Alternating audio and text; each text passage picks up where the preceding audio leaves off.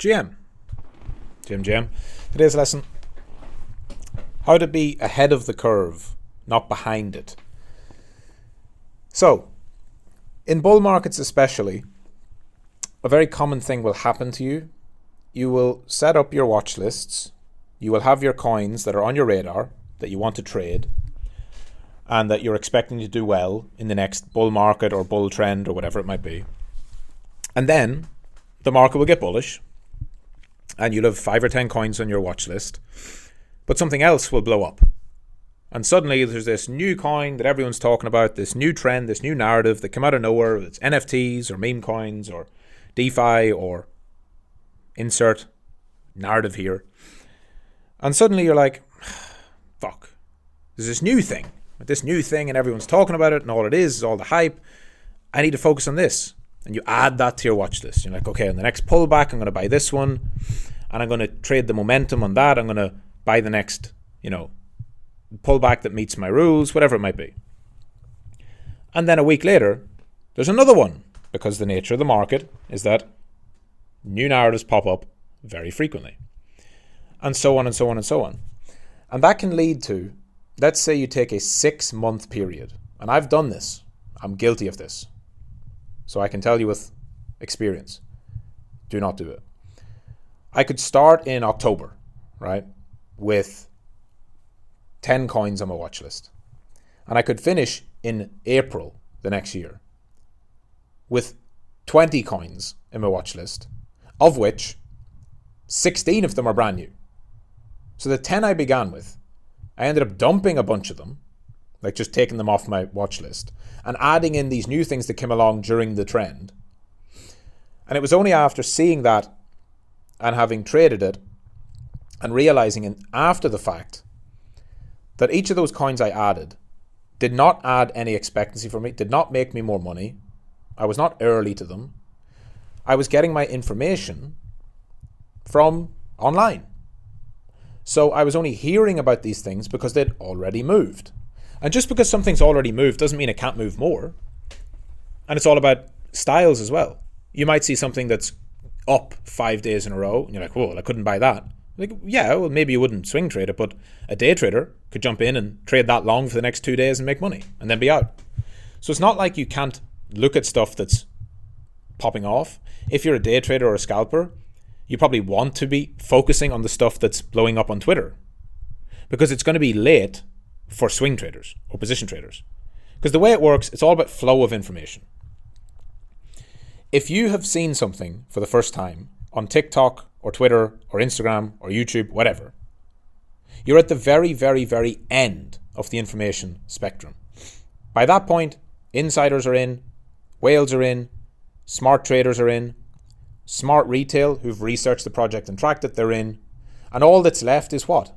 The general public who weren't aware of this thing until it started pumping, until the shillers were on Twitter shilling it, until it was being sponsored and showed on videos on YouTube, until people were showing charts of it. It's all too late. Too late to invest. Too late to buy and hold. Not too late to trade. Because again, what does a trader need? Short term, day trader, scalper, volatility. If something's all over Twitter, it's all over YouTube, it's being talked about everywhere, there's going to be a lot of activity. It might not be up, it could be down, it could be sideways, it could be both. But for most people, what you're trying to do throughout these bull phases is identify stuff early so you can hold it for several weeks and capture a big swing, a big move. The way you're going to do that is by not following what's on Twitter. By the time it gets there, it's too late.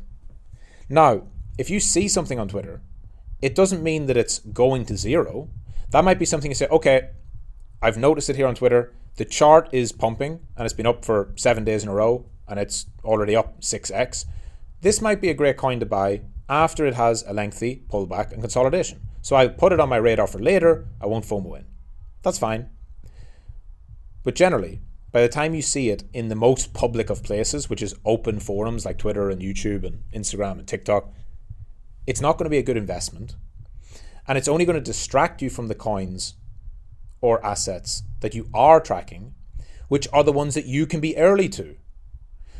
I would bet, and this was certainly true for me, every coin on my watch list that time, those 10 coins, this is going back many years, I can't even remember the coins, but I can't remember all of them. Every coin on my watch list that I put on that, it wasn't October, but let's just say it's October. Every coin I put on my watch list that October, by the time we got to April, each one of them had blown up, had a big pump, had a trend where it was all over Twitter or it was all over YouTube, and each one of them was talked about at different stages throughout that. And so if I'd just been patient and only focused on those ones, because I picked them for good reason. I didn't pick them randomly. I did research, I looked into it, I thought, okay, if there's this narrative, it might be this coin. This one has a good high time frame chart. And it's all based off charts. It's different sectors, high time frame charts, saying, okay, these are setting up well on a monthly and on a weekly chart. I don't know when they'll pump, but they look like they should pump over the next several weeks or months. And then not throwing them away just because they don't move, just because something else gone 10x and your one on your watch list is not moving. It's going to be the next one or the one after or the one after or the one after. Think about it this way. If you look at a coin that's gone up crazy in the past few weeks, as I record this now, SPX is one. SPX 6900. It's been up every day for 2 weeks. It's gone up 50x, whatever. But don't look at the last 10 days. Go look at the 3 months before that. What was it doing? Sideways. Shit. Chop. Dead. How many people do you think had that on their watch list and said, fuck this thing, it's never going to move? And they deleted it from the watch list, they moved on to something else that was pumping, GigaChad or Apu or whatever, and then all of a sudden, the worst thing in the world. The coin that was on their watch list pulls at 20x, 30x, 40x. All because they didn't have the patience to stick with it. As long as the charts are still showing that there is a chance of accumulation, breakout, whatever, don't get rid of them.